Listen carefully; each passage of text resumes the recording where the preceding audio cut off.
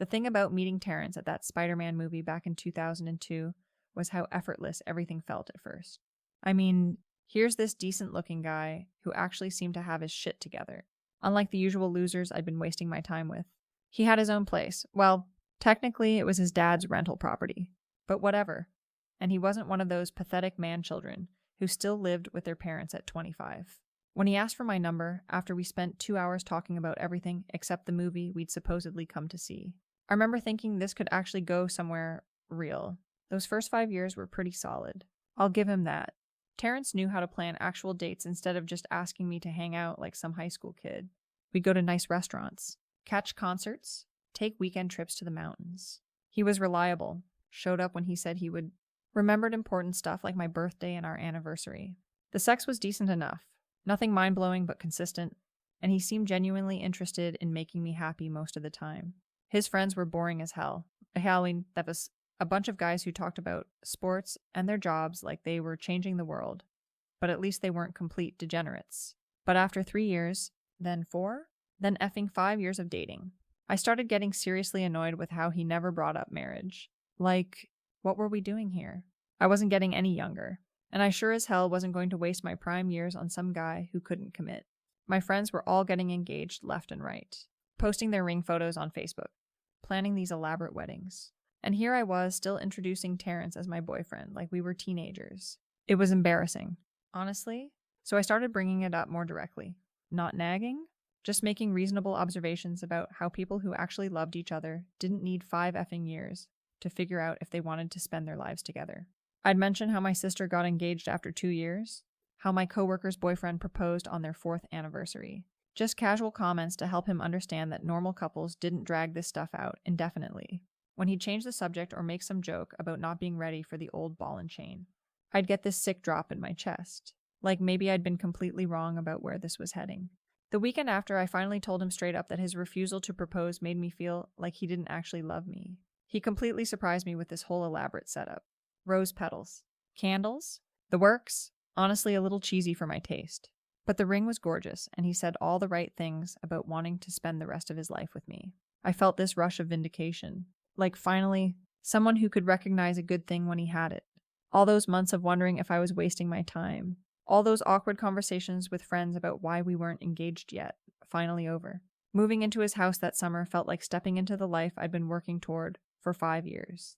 4 bedrooms, gorgeous neighborhood, mature trees. The kind of place where successful people lived. Terrence's dad had left him this property when he died, along with a couple other rental houses. So my fiancé was basically set financially.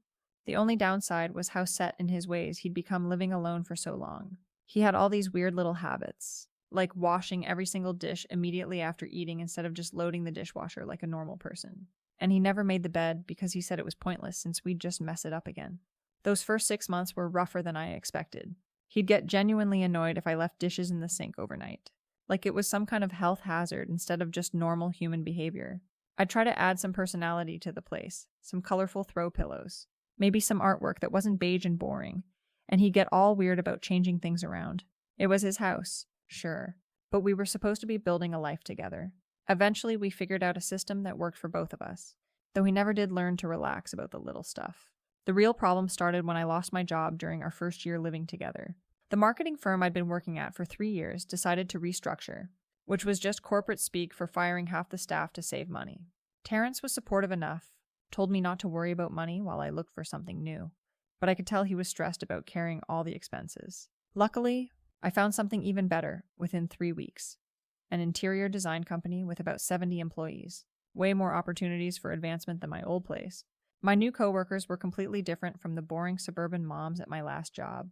These women were sophisticated, confident, unapologetic about going after what they wanted in life. Most of them were single by choice, dating multiple guys, traveling whenever they felt like it, just living their lives without asking permission from some man. During my first week, they invited me to join their regular girls' nights out, usually a couple times a month, sometimes 3 times if something special was happening. Terrence seemed fine with it, said it was good for me to have female friends since I'd been pretty isolated working at my old place. The woman who really opened my eyes was Diane, this gorgeous divorced woman in her early 40s who had more energy and confidence than most 20-somethings I knew. She'd been married for 15 years to this boring accountant type, had 2 kids with him, the whole traditional setup. But instead of just accepting that her excitement was over, she'd worked out this arrangement where she could see other people while staying married for the kids' sake. She'd been doing it for 8 years, meeting interesting men, getting flowers and gifts, feeling desired and appreciated in ways her husband had stopped providing years ago. When Diane told us about her setup during one of our nights out, I was honestly shocked at first. Cheating had always seemed so sleazy and desperate to me. Something pathetic people did when they couldn't handle adult relationships. But the way she described it, this wasn't cheating at all. This was 2 mature adults recognizing that monogamy wasn't realistic for everyone, that marriage shouldn't mean the end of passion and excitement. Her husband knew about her other relationships, and he was free to pursue his own interests too, though he never seemed to want to. The other women were so supportive and encouraging about Diane's choices. They'd congratulate her when she met someone new, ask for updates about her various relationships, treat her like she was living this enviable life instead of judging her for it. When I mentioned that Terrence and I had been together for over 5 years and things were starting to feel a little routine, they suggested maybe I should consider having a conversation with him about opening things up, not cheating. They emphasized honest communication about keeping our relationship fresh and exciting. The more I thought about it, the more sense it made. Terrence and I had a solid foundation: financial security, genuine care for each other. Why should we let things get stale just because that's what traditional couples did? We were both attractive people in our prime, and there was no reason we couldn't explore other connections while maintaining our primary commitment to each other. It would take confidence and maturity from both of us, but I was starting to think we might be evolved enough to handle something like that. I started paying more attention to our routine at home, noticing how predictable everything had become. Same restaurants, same Netflix shows, same conversations about his work and my work and what we needed to pick up at the grocery store. We'd have sex maybe twice a week, always in the same positions, always initiated the same way. It wasn't bad, exactly, but it wasn't exciting either. Meanwhile, Diane was getting swept off her feet by different men who brought out different sides of her personality, who made her feel alive and desirable in ways her husband never could anymore. The opportunity to bring this up with Terrence came when we were driving to check out a potential wedding venue about 40 minutes outside the city. I'd had a couple glasses of wine with lunch, not drunk, just relaxed enough to finally address something that had been on my mind for weeks. The conversation started innocently enough, just talking about the wedding planning and how excited we both were to take this next step together. Then I mentioned how some of the women at work had really interesting perspectives on marriage and keeping relationships exciting long term. Would you ever consider an open marriage? I asked him, trying to keep my tone casual and non-threatening, like where we're committed to each other as primary partners, but we're honest about the fact that we might want to explore other connections sometimes. The silence that followed was so intense I could practically hear him processing what I'd just said. When he finally responded, his voice had this edge I'd never heard before. So you're wanting an open marriage because I'm not pleasing you in the bedroom? No, that's not what I'm saying at all, I said quickly, realizing he was completely misunderstanding my point.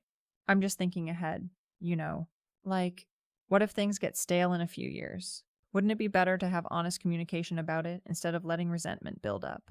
But he'd already gotten weird and quiet, gripping the steering wheel like he was trying not to lose control of the car.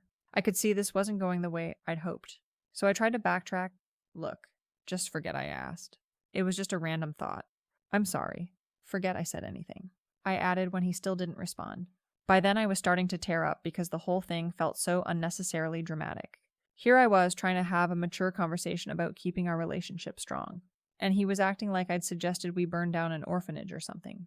Instead of continuing to the wedding venue, he took the next exit and started driving toward my parents' house. I was crying by then, partly from the wine and partly from frustration with how badly he was handling this. In some desperate attempt to salvage the situation, I started singing We Belong Together by Mariah Carey, thinking maybe I could remind him of how good we were together, how much we meant to each other. You can't just leave me before our wedding, I told him through my tears. This is crazy. You're being completely irrational about something that was just a conversation. But he wasn't listening to any of it. When we got to my parents' house, he barely said 2 words while I gathered some overnight stuff. Just sat in the car with this cold, distant expression I'd never seen before. I kept thinking he'd cool off overnight and we could talk through this like adults. But when I tried to kiss him goodbye, he actually pulled away from me. The next morning, my dad drove me back to Terrence's house to get some more of my things. And that's when we discovered he'd dumped everything I owned onto the front lawn. Clothes, books, makeup, furniture I'd contributed to the house. Everything just scattered across the grass like garbage. My dad was livid, started pounding on the front door demanding that Terrence come out and explain himself like a man. When Terrence finally opened the door, my dad got right in his face about how he'd humiliated his daughter and wasted everyone's time and money on wedding preparations. You're going to reimburse us for every penny we've spent. And then you're going to apologize to my daughter for this childish bullshit. My dad told him. Terrence's response was so cold it actually scared me a little. You will not touch me. And if you threaten me again, I will defend myself. And I'm not paying you anything. When my dad tried to explain that open marriage was normal for couples who weren't handling their business properly, Terrence called him disgusting and told us we had 1 hour to collect my stuff before he turned the sprinklers on. My mom had come along to help pack, and she was so upset she actually threatened to end his life if he didn't start treating me with respect. But Terrence just stood there like some robot, completely unmoved by anything we said. An hour later, exactly like he'd warned, the sprinklers came on while we were still loading boxes into my dad's truck. Everything got soaked, my clothes, my parents, my mom's expensive purse. I was scrambling around in the mud trying to save what I could while water sprayed everywhere, probably looking like a complete mess in front of all his neighbors. It was the most humiliating experience of my life. And Terrence just watched from his front window, like he was enjoying the whole show. 3 days later, I wrote him a long letter trying to explain my side of things. How I'd never actually cheated on him and never planned to. How the open marriage thing was just me trying to be proactive about keeping us happy together.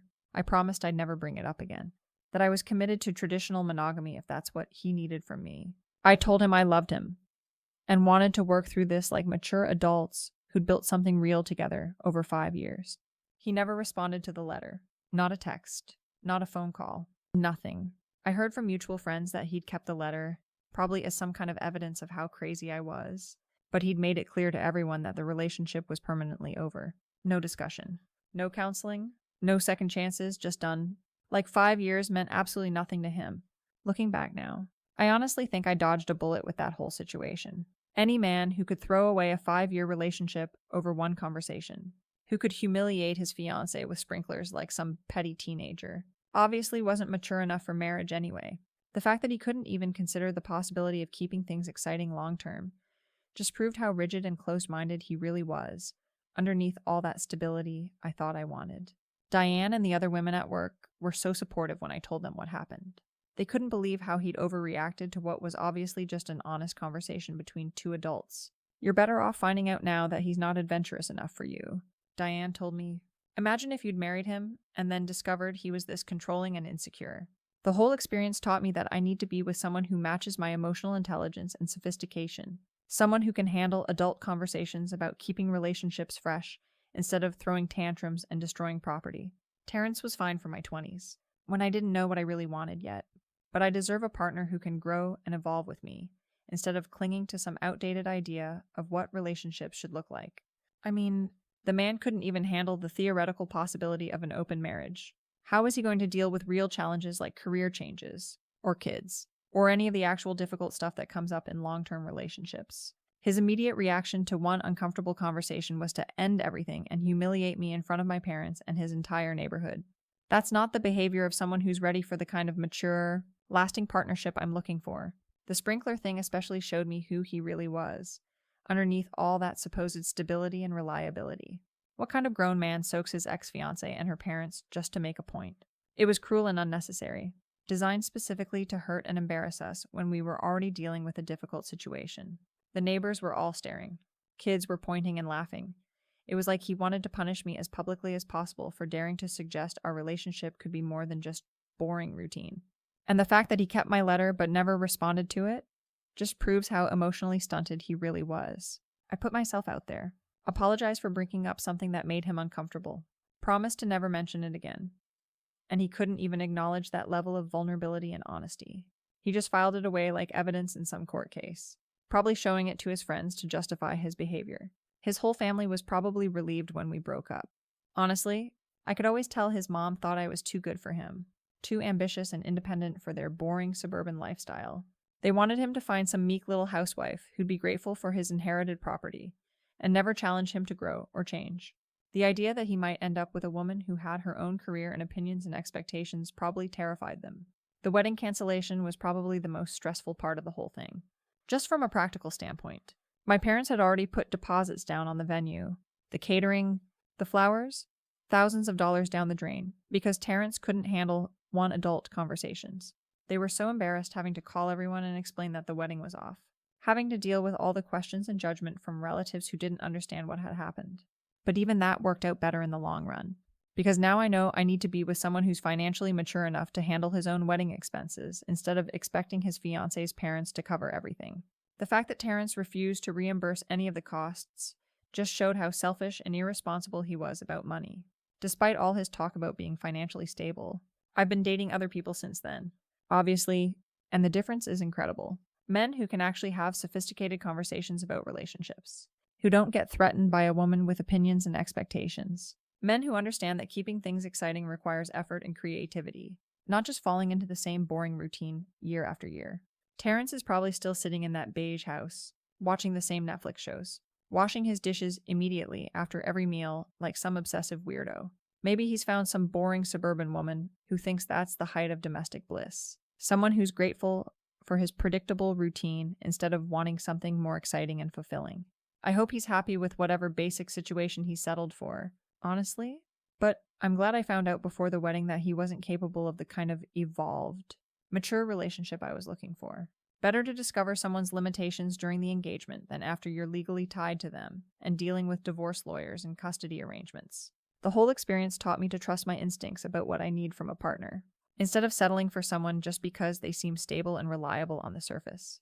Stability doesn't mean anything if the person can't handle honest communication or adapt to changing circumstances. I deserve someone who can match my emotional intelligence and sophistication, someone who sees challenging conversations as opportunities to grow closer instead of reasons to run away.